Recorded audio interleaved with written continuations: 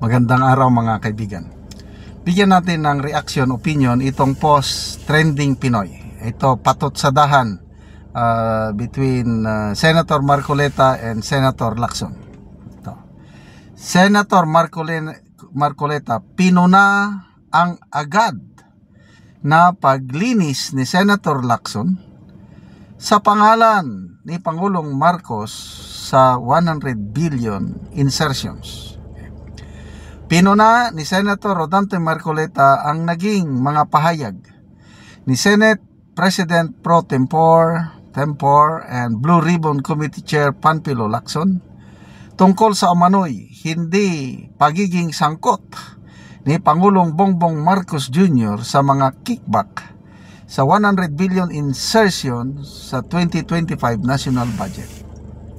Ayon kay Marcoleta, tila hindi na hinintay ni Lacson na magkaroon ng investigasyon sa posibleng pagkakasangkot ni Marcos sa nasabing issue.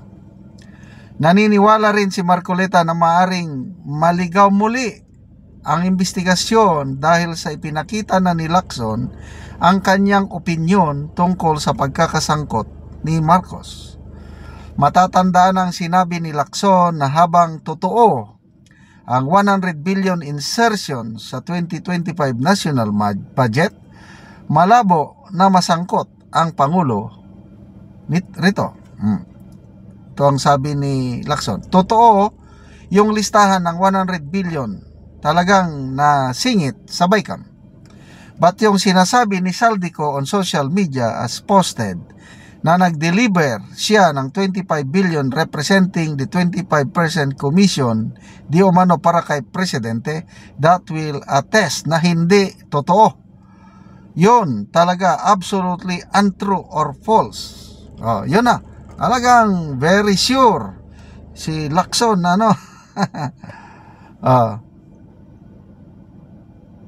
ito yung dalawang statement nila pinagtabi. Sabi ni Lacson, ang gusto ko lang i-reiterate, wala pong kinalaman ng Pangulo at wala siyang natanggap na 25 billion at wala rin delivery si Saldico. Marcoleta, sabi niya, mag-iimbestiga pa lang Bakit inunahan mo na? Baka kako maligaw naman ang investigasyon. Anyway, opinion lang yon ni Senator Lacson. It's not the findings of the Blue Ribbon Committee. Hindi natin masisisi dahil parte itong politika. Lumalabas ngayon na talagang napaka-loyal ni Senator Lacson sa ating Pangulo. At karapatan niya yon na maging loyal. In the same manner na sina Senator Bato, Senator Bongo ay loyal kay Pangulong Duterte. So, kanya-kanyang diskarte. But, taong bayan is nagmamasid. Ano ba itong ipinakita ni Senator Lacson na nilinis niya kagad? Is that appropriate?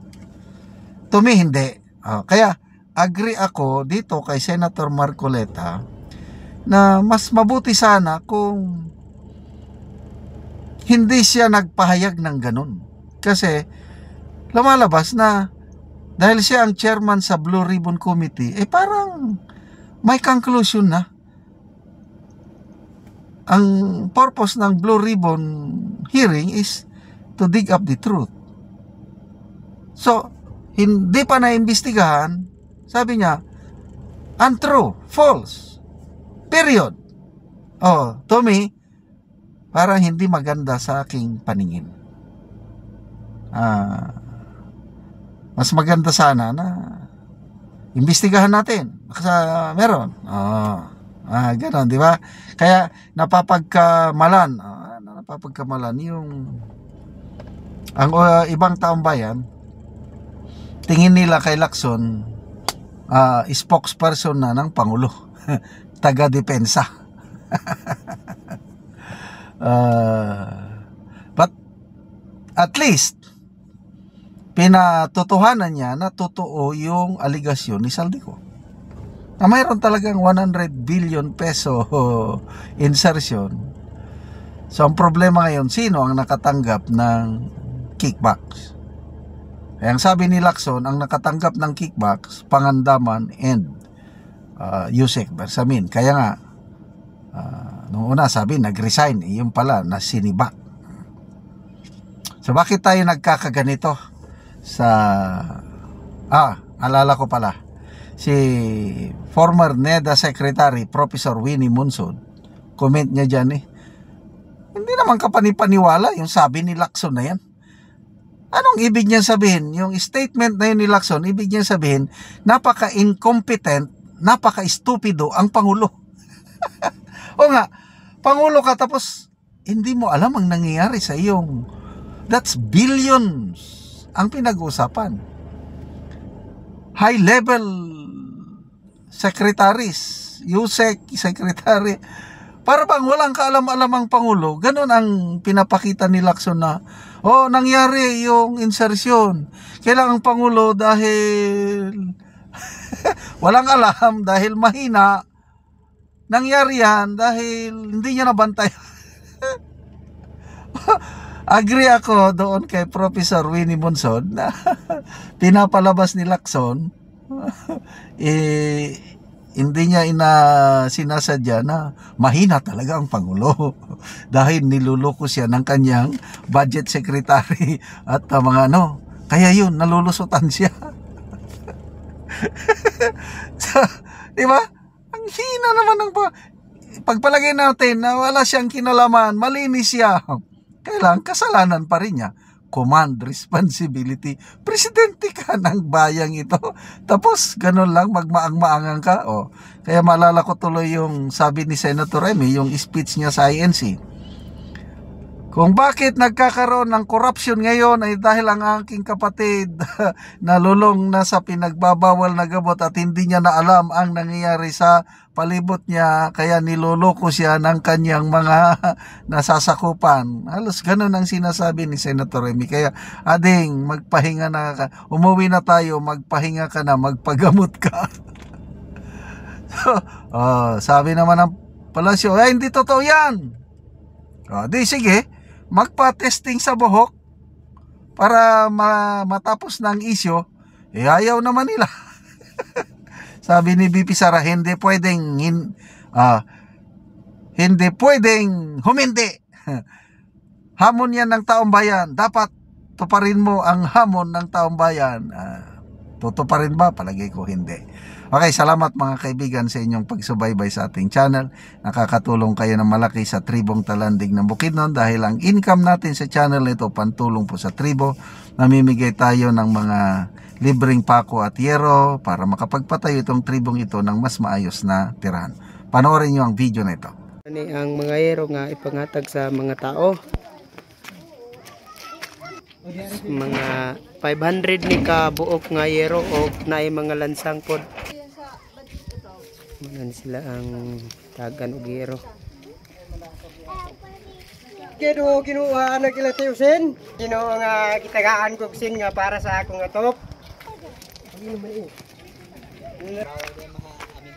Para gid mga hay sa mubaw. So muna ni ang balaysan tagaan na mugero. So muna ni ang atop sa natagaan na mugero.